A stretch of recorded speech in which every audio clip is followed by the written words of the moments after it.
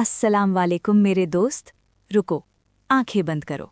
कल्पना करो वो पुरानी मक्का की धूल भरी गलियां, जहां सूरज डूबते ही साएबान लग जाते थे। हवा में मसालों की खुशबू, ऊंटों की घंटियां और दूर से आती अजान की धुन।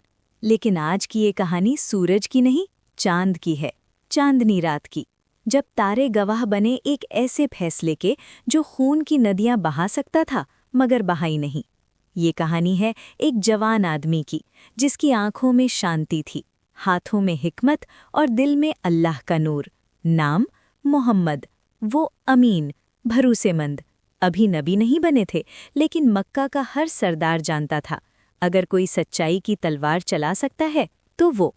सुनो, धीरे धीरे ये सफ़र शुरू होता है सदियों पहले, जब काबा सिर्फ पत्थर नहीं, अल्लाह का घर था। हज़रत इब्राहीम अलैहिस्सलाम और हज़रत इस्माईल ने इसे उठाया था, जंगलों से काटे पत्थरों से। लेकिन वक्त वो क्रूर चोर है। बाढ़ें आईं, दीवारें लड़खड़ाईं, सदियां बीतीं और काबा के कोने टूटने लगे। कुरैश कबीले, मक्का के मालिक ने फैसला किया, अब इसे नया जन्म देंगे। लेकिन डर था, अल्लाह का घर क्या वो सह लेगा?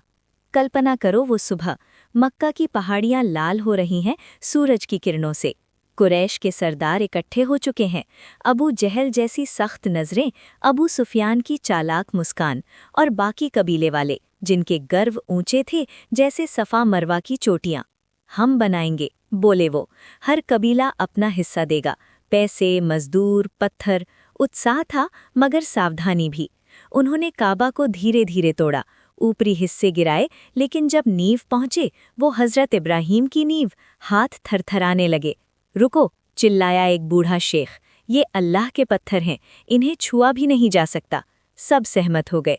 ऊपर से नई दीवारें चढ़ाईं, लकड़ी के डंडों पर रस्सियों से बंधे मजदूर लटकते हुए। हंसी मजाक चलता, गाने गाए जाते, बच्चे दौड़ते, औरतें पानी भरतीं।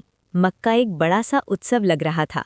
लेकिन हर कहानी में एक मोड़ होता है। निर्माण चला महीनों, पत्थर जमा हुए पहाड़ों से, सोना चांदी दान हुई। हर कबीला गिन रहा था अपना योगदान। हमने इतने खंबे दिए, हमारी लकड़ी सबसे मजबूत। गर्व अच्छा है, मगर जब वो अंधा हो जाए तो आग लग जाता है। और आग लगने वाली थी उस पवित्र काले पत्थर पर। हाँ, वो हजरे अस्वद, जो जन्नत से उतरा था। काबा के एक कोने में लगाना था उसे। कौन रखेगा, कौन लेगा ये शरफ जो सदियों का होता? चांदनी रात थी। काबा के चारों तरफ कुरैश के सरदार घेरा डाले खड़े। बानू अब्द मुनाफ के सरदार बोले, ये हमारा हक है, हमने सबसे ज्यादा पत्थर दिए। उनकी आंखें लाल, मुट्ठियां बंद। बानू असद चिल्लाए, नहीं, हमने रात दिन मजदूरी की, तलवारें निकालो अगर जरूरी हो। अबू जहल ने तलवार की म्यान से आवाज निकाली, खन खन, खून बहेगा मगर हम झुकेंगे नहीं। माहौल गर्म हो गया, बच्चे डर से छिप गए, औरतें रो रही थीं। मक्का की गलियां सुनसान, सिर्फ गुस्से की गूंज। 4 दिन बीत गए, कोई काम नहीं हुआ। काबा अधूरा पड़ा था, जैसे अल्लाह नाराज हो। लोग फुसफुसा रहे थे, ये कुरैश का अंत है, भाई भाई लड़ेंगे। एक बूढ़ी अम्मा ने आंसू पोंछते हुए कहा, अल्लाह, किसी को भेजो जो ये आग बुझा दे। तभी सुबह की पहली किरणों में एक साया नजर आया। मोहम्मद साहब, 35 साल की उम्र, लंबे कद, काले बालों में सफेदी की चमक और चेहरे पर वो शांति जो तूफान रोक ले। वो रोज की तरह चले आ रहे थे, ऊंट चराने, व्यापार की बात करने। लेकिन आज सबकी नजरें उन पर टिक गईं। एक जवान कुरैशी दौड़ा, या अमीन, या सच्चा, तू ही आया। भीड़ ने घेर लिया। अबू सुफियान ने कहा, मोहम्मद, ये झगड़ा तेरे बिना न सुलझेगा, तू फैसला कर। मोहम्मद साहब ने चुपचाप सुना, सबकी बातें, गुस्से की आग, आंसू। कोई जल्दबाजी नहीं, बस आंखें बंद की, अल्लाह को याद किया, फिर मुस्कुराए। वो मुस्कान जो बर्फ पिघला दे। भाइयों, झगड़ा क्यों? अल्लाह सबको बराबर शरफ देना चाहता है। चलो एक चादर लाओ, सफ़ेद, साफ। सब हैरान। चादर लाई गई, बड़ा सा कपड़ा जो बाजार से चुराया सा लगता। मोहम्मद साहब ने काला पत्थर उठाया, वो भारी चमकदार पत्थर जो छूने से सुकून देता, बीच में रखा चादर पर। अब हर कबीले से एक प्रतिनिधि, चादर के किनारे पकड़ो, एक साथ उठाओ। 10-12 हाथ फैले। बानू अब्द मुनाफ का सरदार, बानू असद का योद्धा, अबू जहल का भतीजा, सबके हाथ एक। उठाओ, कहा मोहम्मद साहब ने। चादर हवा में लहराई जैसे बादल।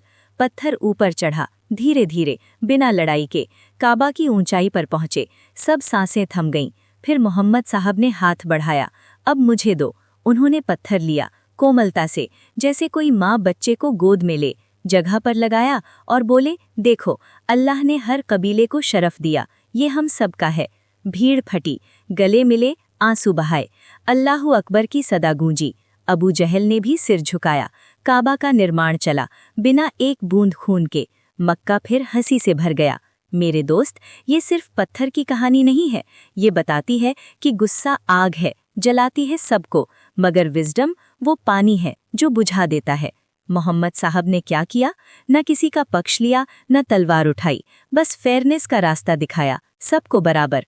आज के ज़माने में देखो, ऑफिस में झगड़े, परिवार में रार, दुनिया में युद्ध। याद रखो, एक चादर फैलाओ, सबको हाथ दो। अल्लाह कहता है कुरान में, रहमत से आओ, नफरत से नहीं। ये वाक़या नबी साहब की निशानी था कि वो आखिरकार रसूल बनेंगे जो पूरी उम्मत को एक चादर में बांधेंगे।